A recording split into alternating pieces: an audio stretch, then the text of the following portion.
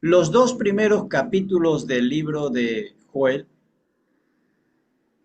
eh, tratan íntegramente sobre Israel, sobre la nación, más que todo en la Judá, porque el juicio que, que aquí nos describe es sobre Judá, el reino del norte. Y hemos visto que el templo todavía está, o sea, esta es una profecía antes que Israel o Judá sea llevado en cautiverio por Babilonia, porque el templo todavía está. Pues la convocatoria para un día de arrepentimiento, de oración y arrepentimiento, es a que todos acudan al templo, sin excepción, ¿no? Todos puedan ir ese día al templo y orar al Señor. Y el Señor responde a la oración de su pueblo y le dice que va a restaurar todo cuanto ha perdido. Hasta ahí hemos visto en los dos primeros capítulos cómo el Señor va restaurando y prometiéndole que Él y que el Espíritu va a venir sobre ellos, ¿no? Sobre todas las personas, sin excepción, sea quien sea, y que todos van a ser bendecidos por el Señor de manera directa. Podemos interpretar también este asunto de que el Espíritu vendrá sobre ellos en el sentido de que el Señor va a bendecir a todo su pueblo sin excepción. No importa si sea un niño, si sea un esclavo, si sea un joven, un anciano, un hombre, una mujer, no interesa. La bendición del Señor viene sobre todos sin excepción.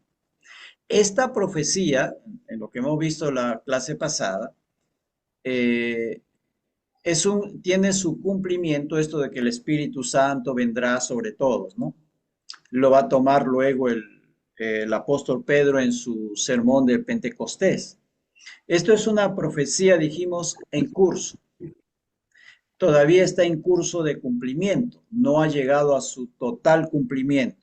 Y nosotros estamos en medio de ese cumplimiento de la profecía. Parte de la profecía ya se ha cumplido porque dice allí que el Espíritu vendrá, y Pedro así lo interpreta, el Espíritu va a venir sobre todo aquel que recibe a Cristo como su Señor y su Salvador. Hasta ahí esa profecía se ha ido, se cumple, ¿no? La señal de que una persona es creyente no es su nacionalidad, no es alguna condición social, política o económica. La señal de que una persona es creyente es que tiene el Espíritu. El Espíritu Santo es el sello, eso nos dice Pablo en Efesios capítulo 1, ¿no? Versículo 13. Es el sello del Espíritu Santo lo que hace que una persona sea identificada como creyente. Y ese sello indudablemente solo lo ve el Señor, porque el Señor es el único que conoce los corazones. Ahora, al empezar este capítulo 3, ya Joel nos va a meter y nos va a proyectar hacia las naciones en general, ya no solamente a Israel, sino a las naciones en general. Y nos va a empezar hablando en este capítulo 3,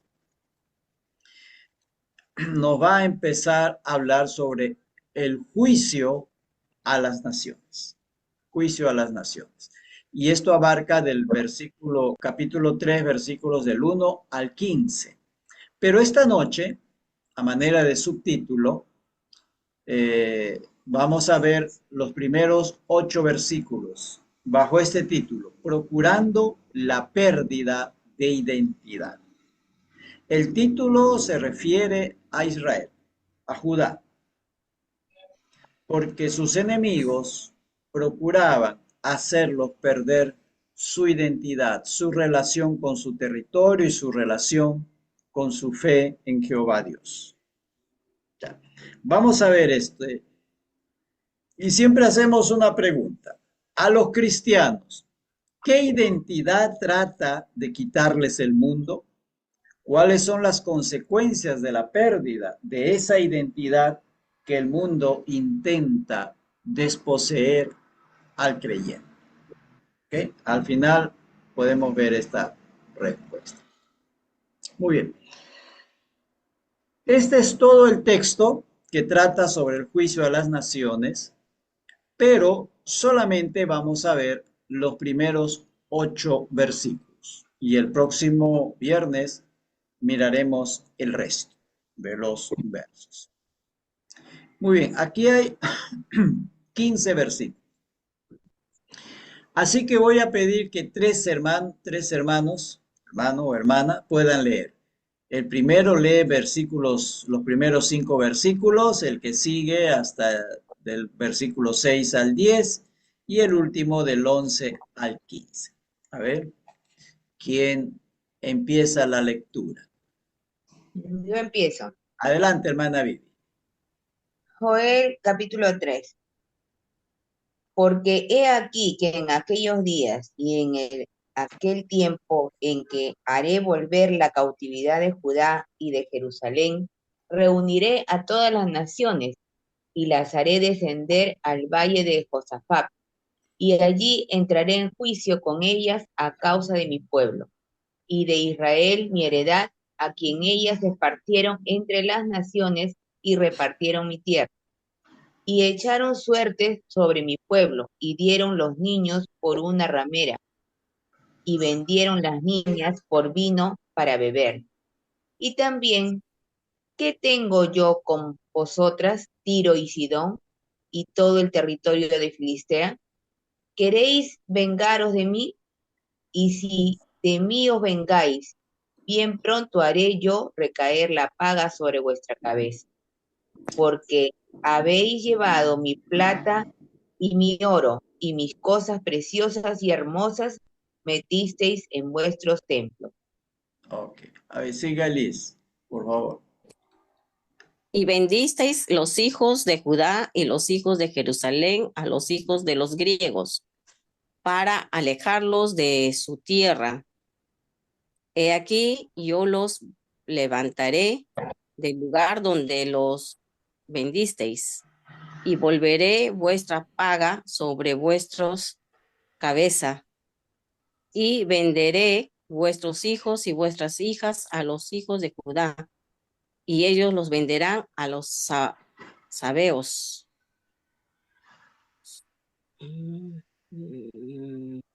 Nación lejana, porque Jehová ha hablado. Mm, Proclamad esto entre las naciones, proclamad guerra, des despertad a los valientes, acérquense, vengan todos los hombres de guerra, forjad espadas de de vuestros azodo, ay, asadones. me he movido. Entonces, Lanzas de diga el vuestras débil. hoces, débil, fuerte soy. Ah, muy bien. Mano Ruperto, concluya usted la lectura. Juntos y venid, naciones de alrededor y congregados. Haz venir allí, oh Jehová, a tus fuertes. Despiértense las naciones y suban al valle de Josafat, porque allí me sentaré para juzgar a todas las naciones de alrededor. Echad la hoz, porque la mies está ya madura. Venid, descended, porque el lagar está lleno, rebosan las cubas, porque mucha es la maldad de ellos. Muchos pueblos en el valle de la decisión, porque cercano está el día de Jehová en el valle de la decisión. El sol y la luna se oscurecerán y las estrellas retraerán su resplandor. Amén. Amén. Muy bien. Hoy día vamos a ver solamente los primeros 8 versículos de esta parte. ¿Cuál es el motivo motivo por el cual el Señor va a hacer juicio a las naciones? Y cuando aquí se habla de naciones, generalmente son las naciones que están alrededor de Israel, ¿no? Pero ello es representativo de todas las naciones del mundo. Por ejemplo, hoy en día, no son solamente las naciones que están alrededor de Israel las que pelean contra Israel, son naciones lejanas, ¿no? El caso de Arabia Saudita no es frontera con Israel, está lejos. El otro es Yemen, está, no sé, miles de kilómetros, me parece, y desde allí están peleando, ¿no? Entonces, cuando habla aquí de las naciones, es una alusión a todas las naciones realmente del mundo, ¿no? No solamente a las que están alrededor. Estos primeros versículos, vamos a ir marcando aquí. Dice, porque he aquí en aquellos días y en aquel tiempo. Fijémonos que se repite lo mismo. Dos veces se está repitiendo en aquellos días y en aquel tiempo, en que haré volver la cautividad de Judá y de Jerusalén. Haré volver, o sea, regresar. Entonces, cuando repite esto, quiere decir que es algo muy enfático y muy definido.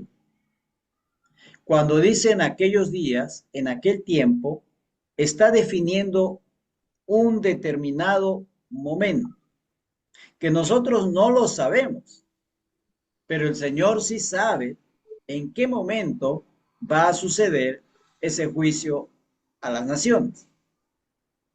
Hay un tiempo definido, como cuando el Señor dice que Él regresará por segunda vez. Hay un día, un momento definido. Nosotros no lo sabemos. Eso está dentro del calendario del Señor, dentro de la agenda de Dios. Él sabe con exactitud cuándo vendrá, pero es un día y un tiempo y un momento definido. Y es verdad, por eso repite, era una costumbre de los judíos para decir que lo que están diciendo es cierto, generalmente lo repetían. Jesús mismo usó esa expresión cuando dijo, de cierto les digo. Hay repetición. Ello indica, como quien diciendo, lo que yo les voy a decir es verdad, fuera de toda duda. La manera de expresar eso era decir, de cierto les digo. O traducido también, la palabra que se usa es amén y amén. ¿No? Muy bien. Entonces, hay un tiempo definido, exacto, que es verdad, que no es una utopía, pero es un tiempo que solo el Señor sabe. Haré volver. Este es un verbo, en el hebreo se llama jifil este verbo, habla de algo que es el Señor el que va a causar, el que va a hacer que Israel vuelva, ¿ya? O sea, es el Señor y no Israel y no Judá en este caso, y no Judá mismo, no Judá por sí mismo, quien le libra de la cautividad todas las veces que sea necesario. O sea, no es Israel con su propia fuerza que logra librarse de la cautividad. Es el Señor quien lo hace. Y el Señor lo va a hacer todas las veces que sean necesarias, librarle a su pueblo de la esclavitud. Por ejemplo, le libró de la esclavitud en Egipto. Les hizo regresar de la cautividad babilónica. Les hizo regresar después que Roma los sacó en el año 70 ya de nuestra época, ¿no? Después de Cristo, en el año 70 fueron echados. Y el Señor los hizo volver otra vez a su tierra. Ahora lo tienen nuevamente. O sea, y si Israel otra vez lograran, todos estos países lograran echar otra vez a Israel de su tierra, Israel no va a desaparecer como nación. y un día el Señor los hará regresar otra vez. Eso tengámoslo por cierto. Todo, el Señor es quien hace eso, no es Israel, con su propia fuerza, que logra salir. Y el mejor, quizá la mejor ilustración lo tenemos cuando el Señor los saca de Egipto. Los saca, dice, con brazo extendido. Salen de allí por el poder de Dios, no porque Israel tenía la fuerza suficiente para salir, no es por su propio esfuerzo, sino por el poder del Señor que ellos son librados de cautividad.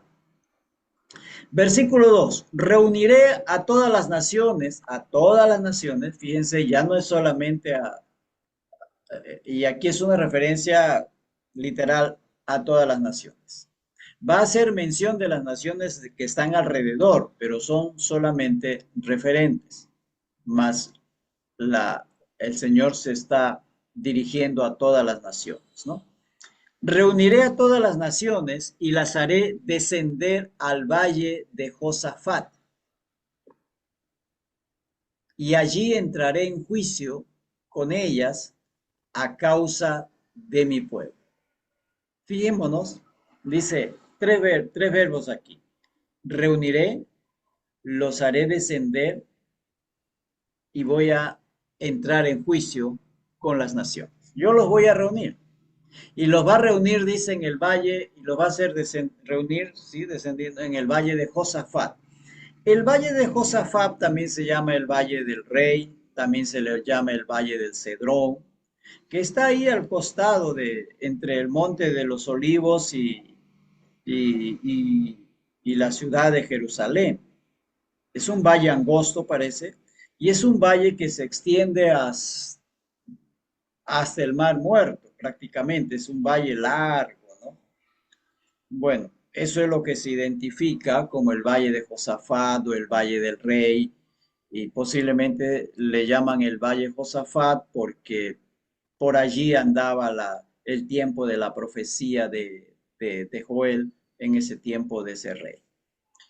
Allí dice, los va a convocar para entrar en juicio con ellas. Y fíjese, dice, entraré en juicio con ellas, y aquí viene, a causa de mi pueblo y de Israel, mi heredad. Pero antes de eso, aquí hay tres verbos, reuniré, descender y entraré en juicio, entrar o juzgar, juzgar.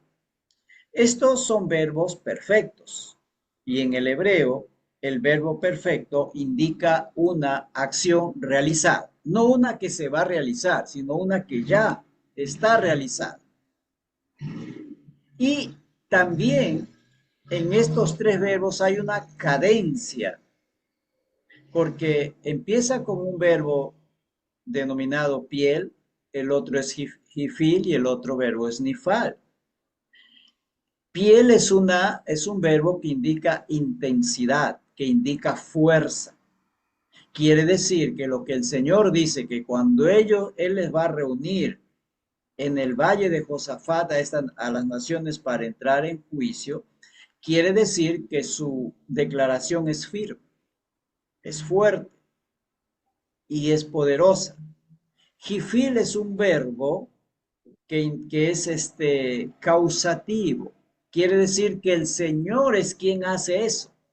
El Señor es quien los trae. Y nifal es un verbo pasivo. Quiere decir que estas naciones simplemente lo que van a hacer es escuchar su sentencia. No hay discusión. Simplemente escuchan su sentencia y serán conscientes de lo que están haciendo. O sea, la declaración del Señor es firme. Es el Señor mismo quien los convoca. Él es el que causa toda esa convocatoria. Y los que son reunidos para ser enjuiciados simplemente escuchan lo que el Señor les está diciendo. Reciben la sentencia. Ahora, hay una leyenda, y esta leyenda es en Jerusalén también, y la misma leyenda se repite por otras partes, ¿no? Sé que en Austria, en la zona de Europa, se repite esta leyenda. Y la leyenda dice que habrá una procesión de almas, no de seres así, todavía vivos como nosotros, sino que será una procesión de almas que acudirán ante el Señor, donde el Señor les juzgará. Es una leyenda, simplemente. Y algunos asocian esta leyenda con esto que dice la palabra del Señor aquí. ¿Ya? Yo simplemente les refiero a la leyenda. No estoy diciendo que esa leyenda es realmente esto que está diciendo aquí. Pero existe esa leyenda en que todas las almas serán reunidas delante del Señor para ser enjuiciadas por el Señor. Y es una leyenda que hay en distintas partes del mundo. Sigamos. Luego dice, entraré en juicio con ellas a causa, ¿sí? A causa, el motivo, ¿no? A causa de mi pueblo y de Israel, mi heredad, a quienes ellas esparcieron, o sea, estas naciones, ¿no? Entre las naciones y repartieron mi tierra. Algunas anotaciones. Dice, el juicio es a causa del pueblo del Señor, porque esas naciones las esparcieron en otros países del mundo y, y repartieron sus tierras.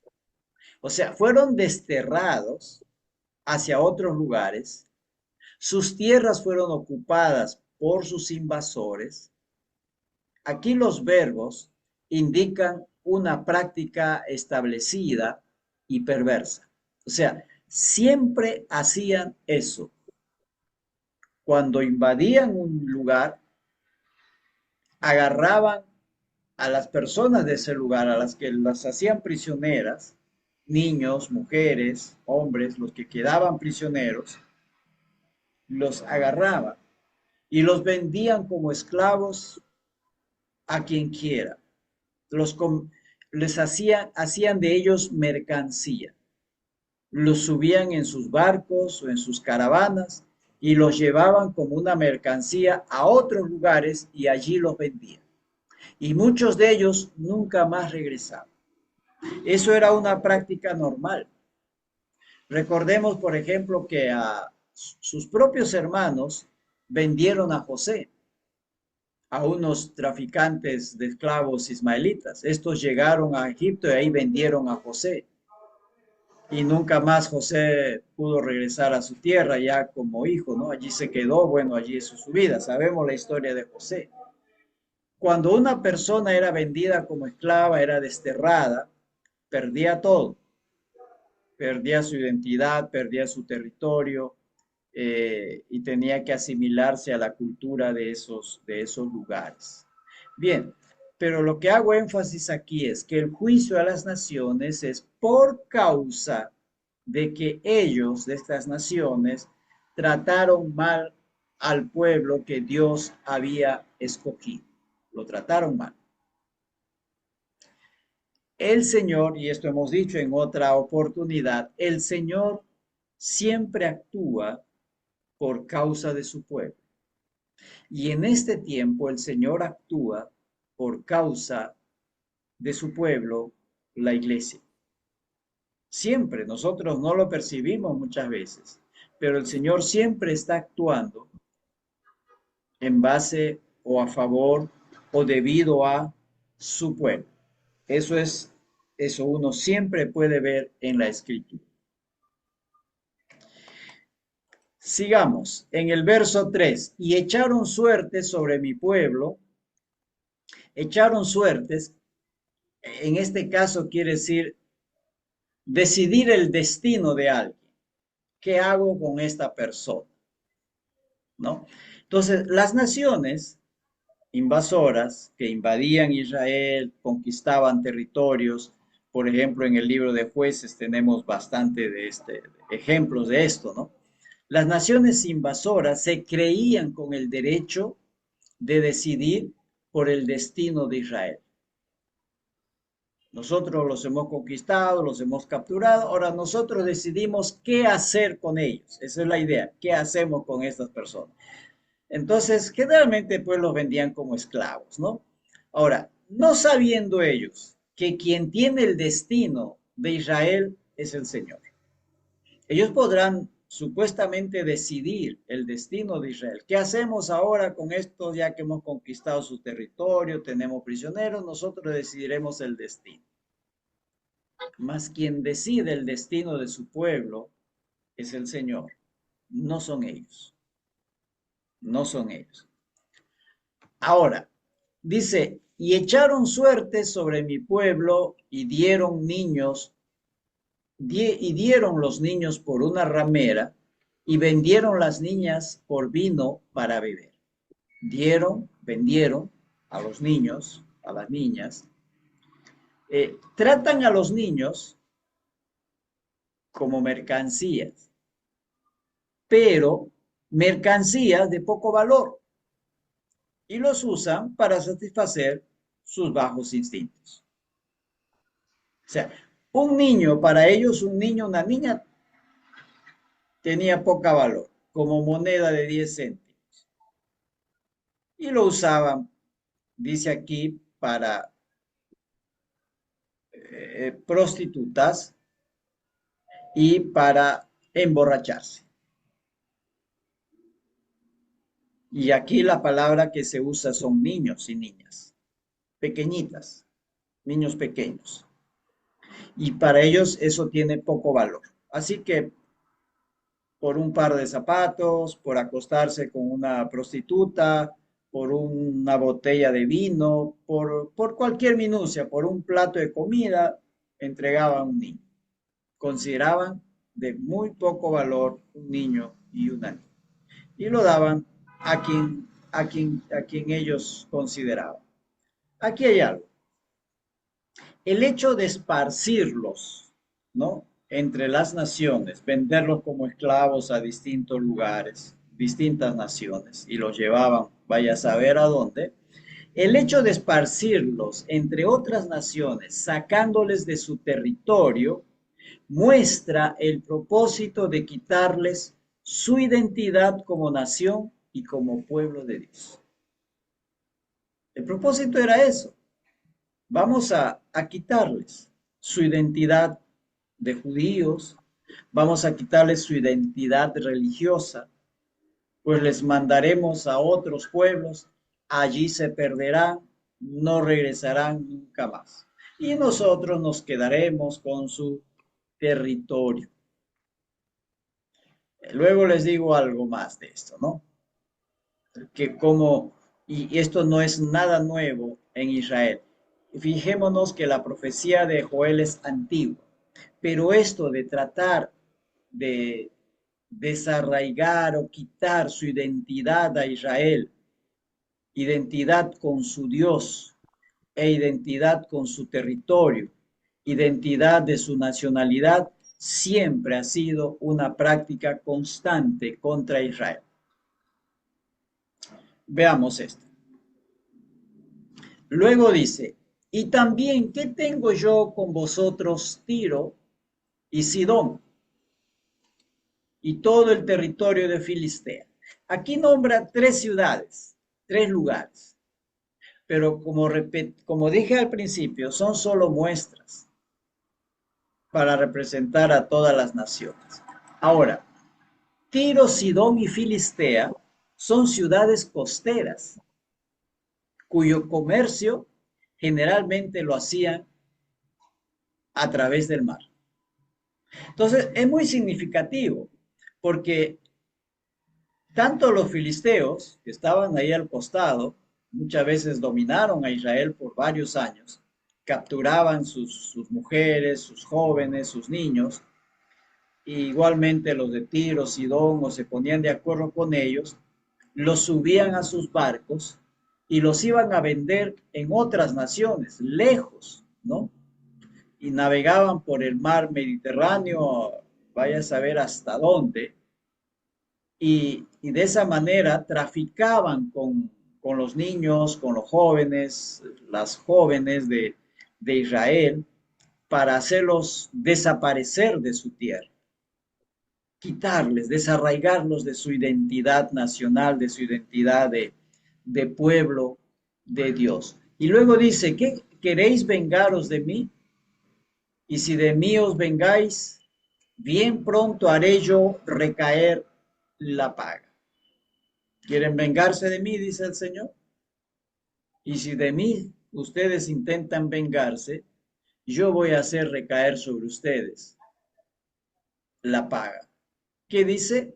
¿Qué significa esto? Que el Señor les dice que aquello que pensaron hacer con Israel, eso hará el Señor con ellos. O sea, desaparecerlos. ¿Dónde están los filisteos ahora? No existen. Estos que se dicen filisteos ahí, palestinos, que están en la franja de Gaza, esos no son los filisteos bíblicos, por si acaso. Ya les hemos dicho, y hemos dicho varias veces eso. Esos son árabes que en el tiempo del Imperio Otomano invadieron todo Israel.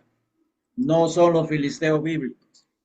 Por más que ellos quieran tomar esa narrativa, no lo son. Los habitantes de Tiro y de Sidón tampoco son los habitantes originarios. También todo eso fueron invadidos por los árabes, y los habitantes de ahora son distintos a los habitantes de esa época de Tiro y Sidón. Todas esas naciones, esas etnias desaparecieron, mas Israel permanece.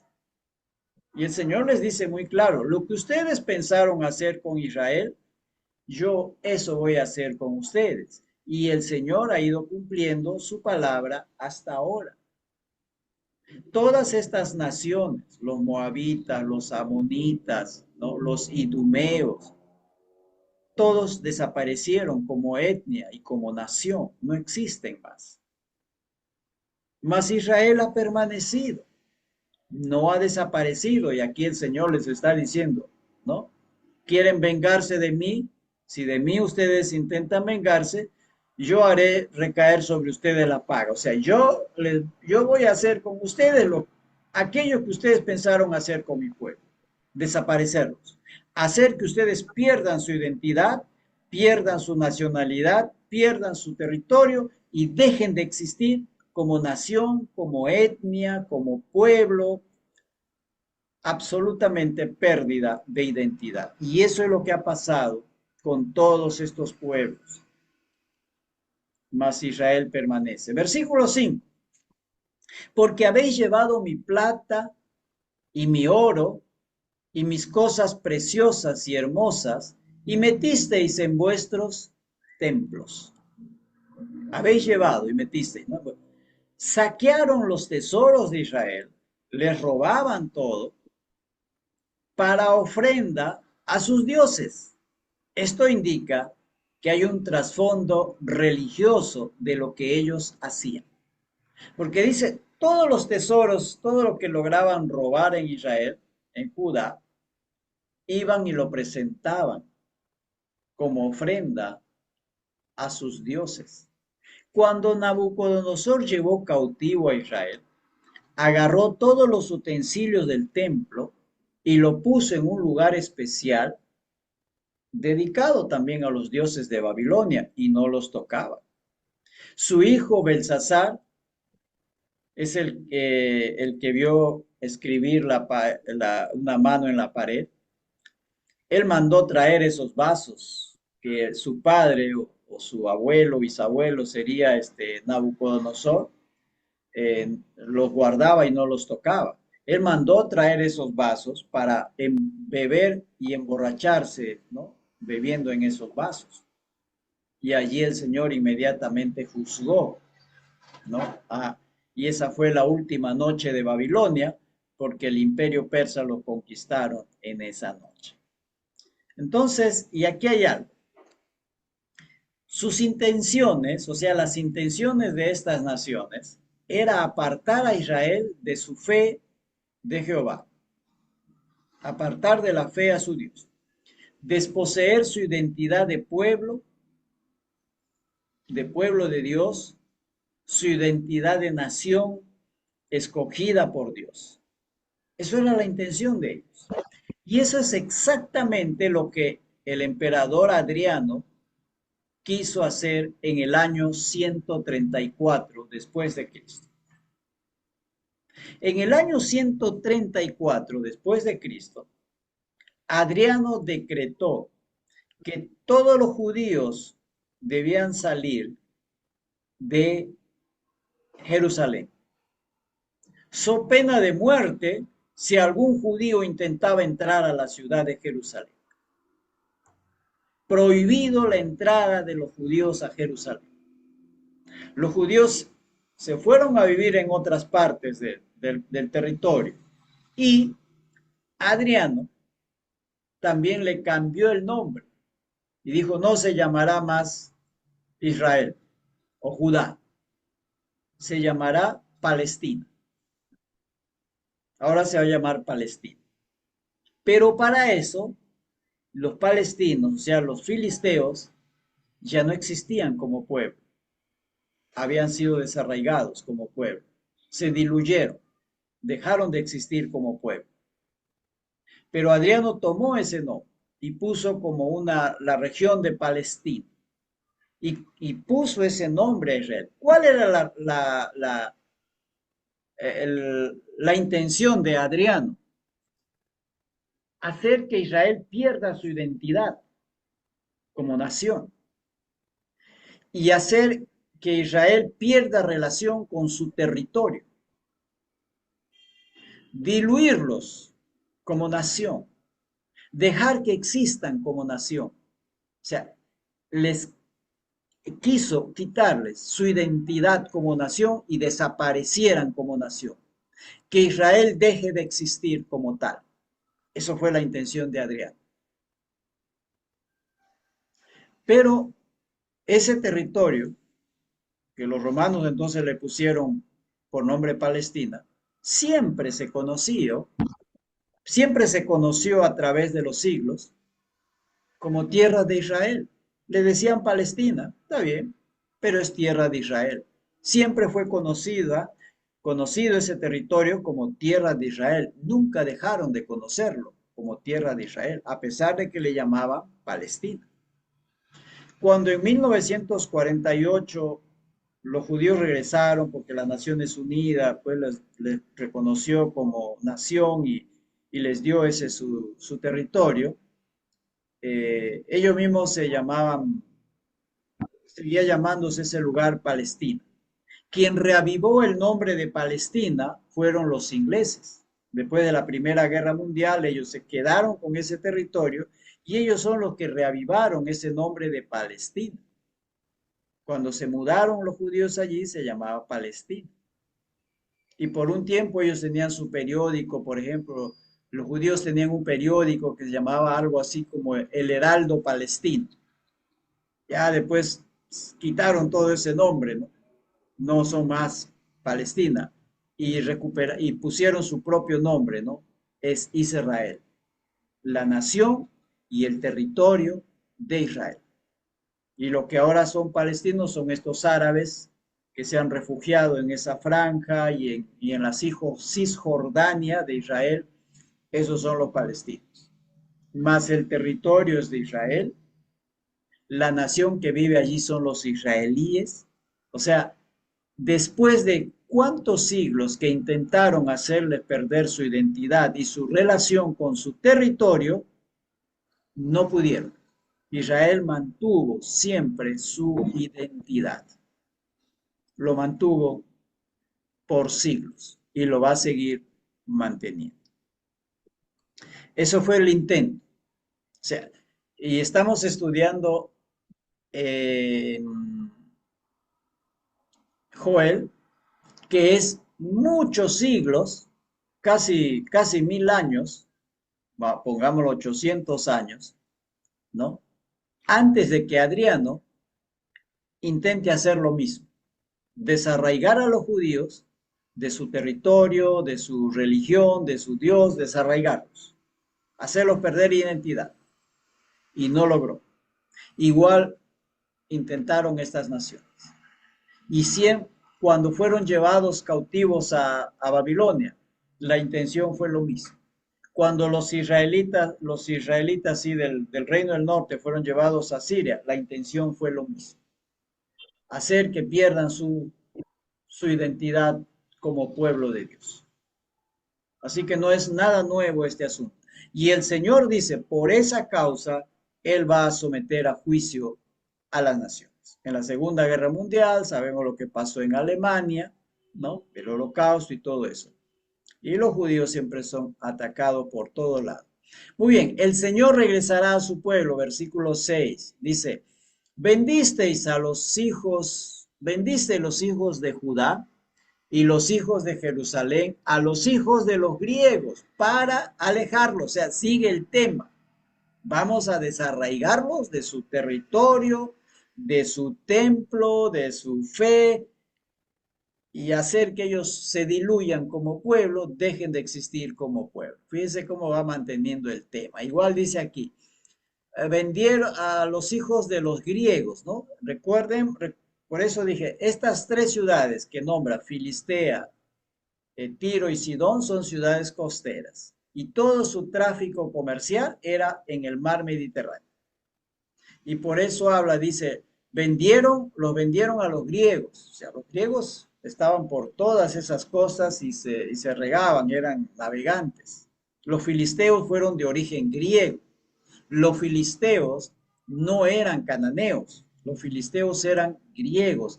Ellos fueron invasores de la costa del territorio de Israel. Nunca fueron cananeos. Los griegos, se establecieron en el territorio de Israel un siglo después de la conquista que Josué hizo en la tierra prometida. Cuando José llegó a la tierra prometida, los filisteos todavía no estaban. Recién aparecen como un siglo después, porque ellos son invasores venidos posiblemente de la isla de Chipre o de las costas que están más al occidente del mar Mediterráneo, por la que está por Corinto, ¿no? Por el Peloponeso. De por allí provienen los filisteos, no eran cananeos. Quisieron invadir Egipto, Egipto los botó, no pudieron, y entonces fueron y se posesionaron en esa costa, en la costa del territorio de Israel. ¿Sí? Pero después, cuando el tiempo romano ya llegó, ellos habían desaparecido como nación, como etnia, como grupo, no existían más. Muy bien, vendiste a los hijos de los griegos para alejarlos de su tierra. ¿Okay? El verbo vender en este caso se refiere a traficar con personas como mercancía. Este verbo que aquí se utiliza, que se traduce vender, es un verbo que específicamente habla de tráfico de personas para venderlas. Aquí no se refiere a vender otros productos, ¿no? Como pan o cereales, no. Este verbo tiene su significado en que se utiliza para referirse al tráfico de personas como mercancía. Entonces, se refiere a traficar con personas como la preposición para, ¿no? Para dice alejarlos, para alejarlos, junto al verbo indica propósito. Y el verbo alejar indica remover de un lugar o una relación. O sea, el propósito de los filisteos y los de Tiro, los de Sidón, era alejarlos de su nación, de su territorio, de su templo, ¿no? Y este verbo alejar indica remover, sacarlos de un lugar y de una relación. Entonces, pongo aquí esto. En este caso, significa sacar a Israel de su lugar, o sea, de su territorio, y apartarles de su relación con Jehová Dios. O sea, era sacarles de su territorio y apartarlos de su templo. Y al apartar de su templo quiere decir que los estaban apartando de su relación con Dios. Tanto su territorio como su fe en Jehová formaban parte imprescindible de su identidad como pueblo de Dios. Es lo que vuelvo a poner ahí lo de Adriano. Es exactamente lo que Adriano hizo muchos 8 o 10 siglos después. Hizo exactamente lo mismo. Lo mismo. Ahora, en ese tiempo muchas veces se creía en que los dioses eran territoriales. ¿Se acuerdan de Jonás? Cuando Jonás escapa y dice, si me escapo, el Señor ya no me molestará por acá. Ya estoy lejos del territorio de Israel. Posiblemente Jonás, y a pesar de eso el Señor lo usó como profeta, estaba pensando en que Jehová también era un Dios de territorio y que él solo tenía poder en ese territorio. Fuera de ese territorio ya no tenía poder. Hay un ejército que una vez ataca a Israel. Israel los vence en las montañas. La guerra se sitúa en las montañas de Israel. Y dice, no, ellos nos vencieron porque sus dioses son dioses de la montaña. La próxima vez le vamos a hacer frente en el valle, porque ahí su Dios no va a tener poder. Después de un año regresa, Israel los vuelve a hacer frente en el valle y los vence. Vence a la nación enemiga. Entonces, Dios se encarga de mostrar que Él no es un Dios territorial. Él es un Dios que está en todas partes. Cuando Israel y Judá es llevado en cautiverio hacia Babilonia, dice que la gloria del Señor sale del templo y va hacia el norte. El Señor sale, la gloria, eso es lo que dice el profeta Ezequiel, y se va hacia el norte. ¿Qué indica eso? Que el Señor está caminando con su pueblo. Ya no está en Jerusalén, ya no está en ese templo, sino que está con su pueblo en Babilonia. Entonces, esta gente creía que sacándole de su territorio, quitándole su templo, ya solucionado el problema porque ya su Dios no iba a tener poder más allá. Pero el Dios de la Biblia no es un Dios territorial. Es un Dios que está presente en todas partes. Él es el Dios del universo, es el creador de los cielos y de la tierra. Y Él escogió un pueblo para que glorifique su nombre. Aquí dice, versículo 7 ya. He aquí yo los levantaré del lugar donde los vendisteis y volveré vuestra paga sobre vuestra cabeza. ¿Dónde está? Los levantaré del lugar donde los vendisteis y volveré vuestra paga sobre vuestra cabeza. ¿Qué está diciendo el Señor? Que el Señor mismo los va a recoger desde el lugar donde fueron desterrados por sus enemigos. No importa dónde los hayan llevado, yo desde allí los voy a traer a mi pueblo, porque yo estoy con mi pueblo. Como que esto muestra, ¿no? El Dios en quien creemos no es un Dios territorial, es un Dios que está presente en todas partes y Él va a cuidar de su pueblo. Dice, a donde los hayan llevado, desde allí yo los voy a traer. Y el Señor hará con sus enemigos lo que ellos intentaron hacer con Israel. Es decir, desarraigarlos, quitarles su identidad de pueblo de Dios. Dice, y volveré vuestra paga sobre vuestra cabeza. Segunda vez que lo dice. Yo voy a hacer con ustedes exactamente lo que ustedes intentaron hacer con mi pueblo. Hacerlos desaparecer como nación. No existirán más como pueblos ni como nación.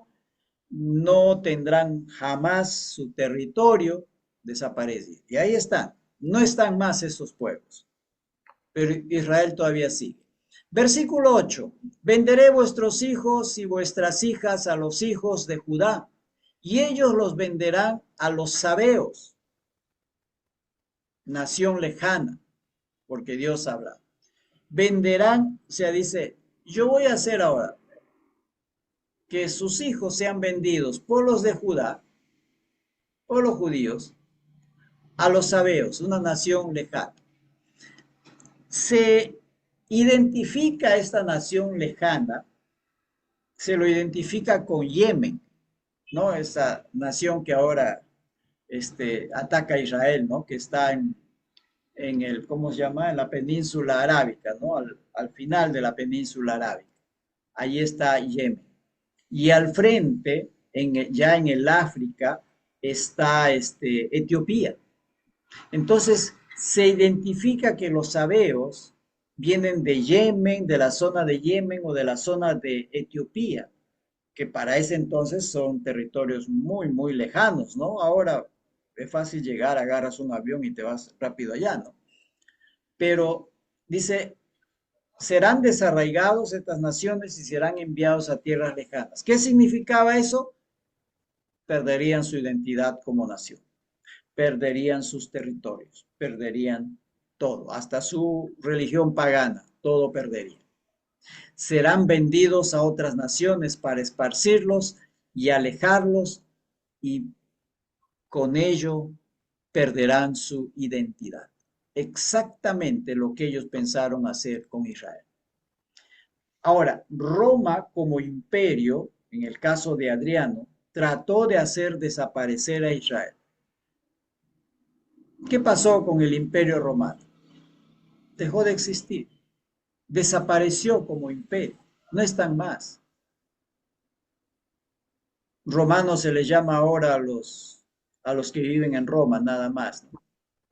Pero no tienen prácticamente nada que ver con ese gran imperio romano. Ellos intentaron hacer desaparecer a los judíos y el imperio romano no existe más, pero Israel sigue existiendo. Dios ha hablado, Jehová ha hablado, Jehová ha hablado. Es un verbo intensivo, lo cual indica algo que el Señor cumple, lo que ha dicho. Tiene fuerza, tiene poder para cumplir lo que Él ha dicho. Él no faltará ni fallará a su palabra. Él cumplirá lo que ha dicho. Su pueblo nunca perderá su identidad. Por más que los desarraiguen de su territorio, no tengan más su templo, ahora no tienen templo, pero no por ello han perdido su fe y su religión. Que el Señor va a proteger a su pueblo y va a enjuiciar a las naciones por hacer aquello con su pueblo. Más bien aquellos que han pensado hacer que Israel desaparezca, esas naciones desaparecerán. Esas naciones seguirán desapareciendo, aquellas que intenten desarraigar a su pueblo de su identidad. Eso nos afecta a nosotros como cristianos. Hoy en día la fe cristiana es atacada, nos quieren hacer perder nuestra identidad como cristianos, no quizá como peruanos, sí, pero sí como cristianos, como pueblo del Señor. Quieren que perdamos nuestra identidad de cristianos. Mas el Señor va a proteger a su pueblo y los cristianos verdaderos seguirán manteniendo su identidad en medio de problemas. Muy bien. Esta parte, conclusiones y aplicaciones. A los cristianos, ¿qué identidad trata de quitarles el mundo? ¿Cuáles son las consecuencias de la pérdida de esa identidad o cuáles serían las consecuencias? Con esa pregunta hemos empezado. Esperamos haber respondido algo. El pasaje que hemos visto enfatiza la obra de Dios actuando a favor de su pueblo. Dice, yo voy a enjuiciar a las naciones a causa de mi pueblo. La iglesia es el pueblo de Dios. Todos, sean judíos, sean gentiles, todo ahora está en relación a Cristo. Siempre ha sido en relación a Cristo, en el Antiguo y en el Nuevo Testamento. Siempre. Y el Señor siempre estará actuando a favor de su pueblo. El Señor es el causante de la libertad de cualquier tipo de cautividad o esclavitud. Es el Señor quien nos libra. Es el Señor quien nos ha librado de nuestros pecados. No hemos sido nosotros por nuestro propio esfuerzo que nos hemos librado de nuestros pecados. Fue por la obra de Cristo, por la obra de Dios mismo. Él es el que nos perdonó y nos libró de la esclavitud.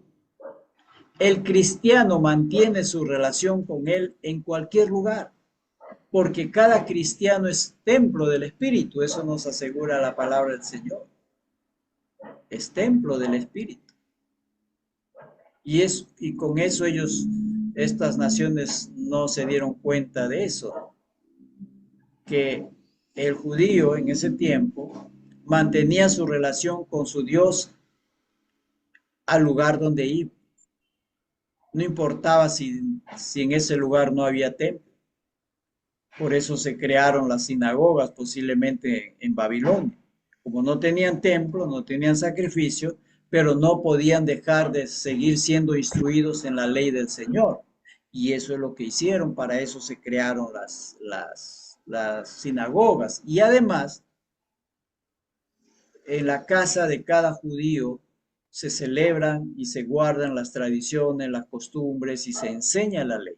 Por algo dice, y esto le vas a enseñar a tus hijos, a los hijos de tus hijos y estos a los hijos de tus hijos. O sea, se habla de una instrucción desde la casa, no desde la iglesia, sino desde la casa, y eso es lo que a ellos les mantuvo su identidad. Por ello, un historiador judío dice que el judaísmo es una religión de casa. En cambio, el cristianismo es una religión de iglesia, y ahí estamos metidos en problemas, ¿no? Y nosotros debemos ser también una religión de casa, no tanto de iglesia. La iglesia es el complemento, es el que nos ayuda, pero lo importante está la instrucción en casa. Y es debido a esa instrucción en casa que el judaísmo ha permanecido por muchos años, hasta ahora, ¿no? El cristiano necesita mantener su relación y comunión con el Señor Jesucristo para no perder su identidad como hijo de Dios y discípulo de Jesucristo. Esa relación. De esa relación es que esta gente, estos pueblos trataban de alejarlo a Israel, de esa relación con su Dios, porque para ellos el templo significaba la presencia del Señor en medio de ellos. Si los quitaban de su territorio, entonces les alejaban de su templo y por tanto les quitaban su identidad y su relación con su Dios. Porque ellos pensaban que el Dios de ellos era un Dios territorial, como pensaban ellos de sus dioses. Mas Dios siempre estará con su pueblo donde su pueblo se encuentre, en cualquier parte del mundo. Ok, hasta ahí esta noche, ¿sí?